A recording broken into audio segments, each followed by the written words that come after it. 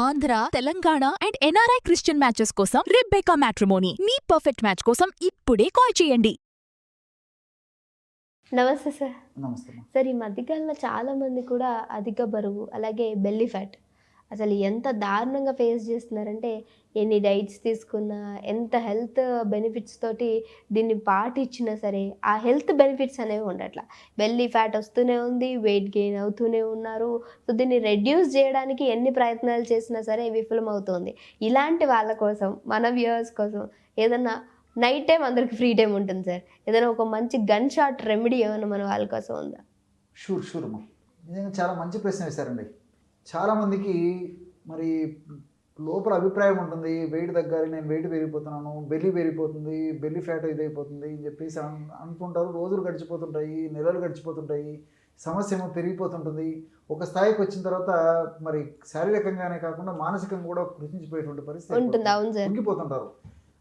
దీనికి ఏంటంటే వాళ్ళకు రకరకాల కారణాలు. ఉదయం నుంచి బిజీ లైఫ్.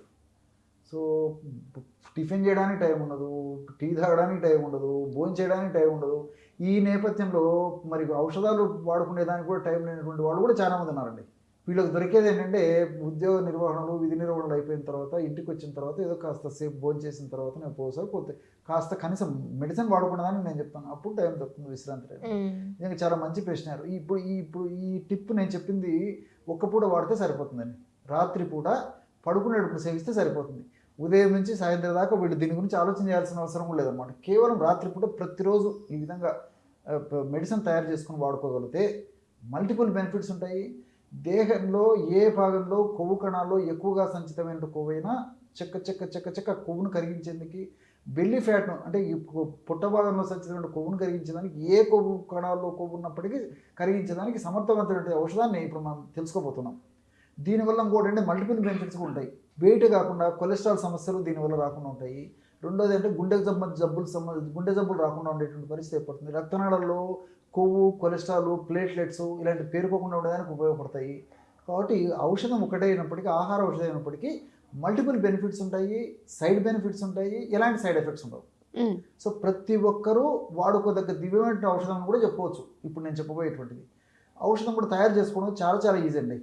ఏంటంటే ఉదయం పూట ఒక 200 ml వాటర్ తీసుకొని ఒక పాత్రలో 1 టీ స్పూన్ ధనియాలు, అదేవిధంగా 1 టీ స్పూను మెంతులు, 1 టీ స్పూన్ ధనియాలు, 1 టీ స్పూన్ మెంతులు ఉదయం పూట ఒక 200 ml వాటర్లో వేసేయాలి.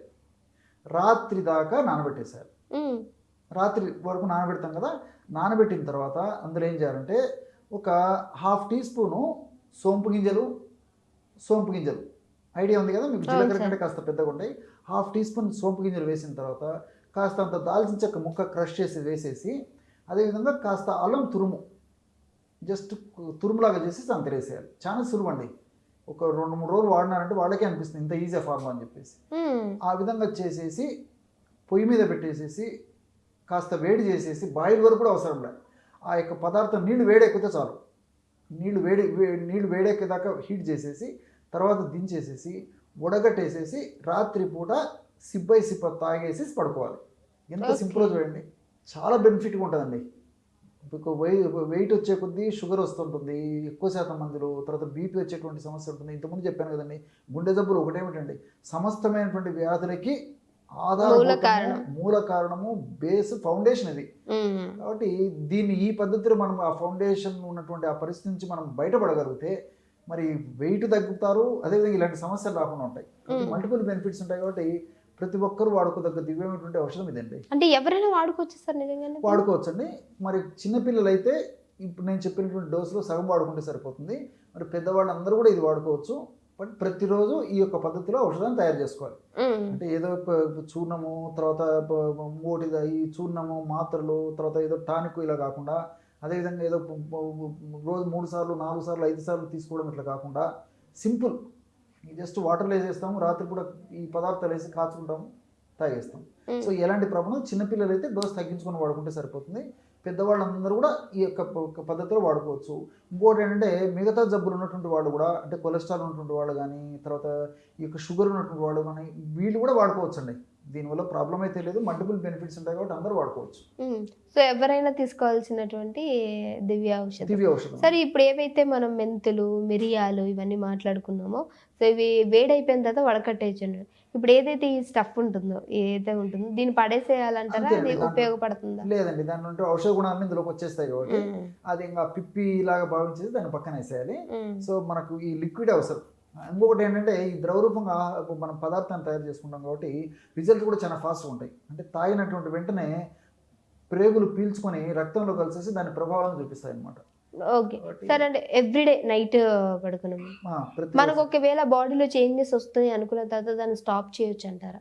సో స్టాప్ చేయొచ్చండి, ఒకటి తీసుకున్న తప్పు లేదు. లేకపోతే మరి కొన్ని రోజుల పాటు తీసుకొని కొన్ని రోజులు ఆపు చేయొచ్చు. ఆహారమే కదండి, మనం కొత్త కొత్త కృత్రిమ పదార్థాలు ఏం కలపడం లేదు, కెమికల్స్ కలపడం లేదు, ఆహార పదార్థమే కాబట్టి రెగ్యులర్గా ఇప్పుడు మనం ఏవైతే చాలామంది 199 మంది కాఫీలు, టీలు, పాలు ఇలాంటివి తాగుతుంటారో ఇదే పద్ధతిలో దీన్ని తీసుకోవాలి. అంతేనండి. ఇప్పుడు జీవన విధానం మారిపోయింది, ఆహార విధి విధానాలు మారిపోయాయి, మానసిక ఒత్తిడి తయారైపోయింది. కొన్ని మన చేతిలో ఉంటాయి, కొన్ని మన చేతిలో కూడా ఉండని పరిస్థితి ఏర్పడింది. కొన్ని తప్పించుకోలేము, మానవుడు సంఘజీవి కదండి. తెలిసినప్పటికీ కూడా కొన్ని మనం తప్పించుకునే పరిస్థితి ఏర్పడుతుంది. ఇంకోటి ఏంటంటే మరి ఈ మధ్య కాలంలో రాత్రిపూట ఫంక్షన్స్ ఎక్కువైపోతున్నాయి. ఫంక్షన్స్ అటెండ్ అయినప్పుడు తప్పని పరిస్థితుల్లో తప్పకుండా తినాల్సి వస్తుంది. మొహమాటం కొద్ది కావచ్చు, మనకి ఇష్టపూర్వకంగా కావచ్చు, ఏదో ఒక పద్ధతిలో కనిపించేటప్పటికి మరి నోరు ఆ యొక్క ప్రభావం చేత తినాలని సంకల్పం కలగవచ్చు. ఏ కారణం చేత లేట్ ఫుడ్ తీసుకుంటడం, దీనివల్ల అనేక రకాల ఇబ్బందులు ఎదురవుతుంటాయి. కాబట్టి రాత్రి కూడా పడుకున్నప్పుడు ఇది తీసుకోవడం వల్ల మరి చక్కటి ఆరోగ్యం మన సొంతం అవుతుందండి. Okay, thank you so much sir, మంచి ఇన్ఫర్మేషన్ ఇచ్చారు. నమస్తే.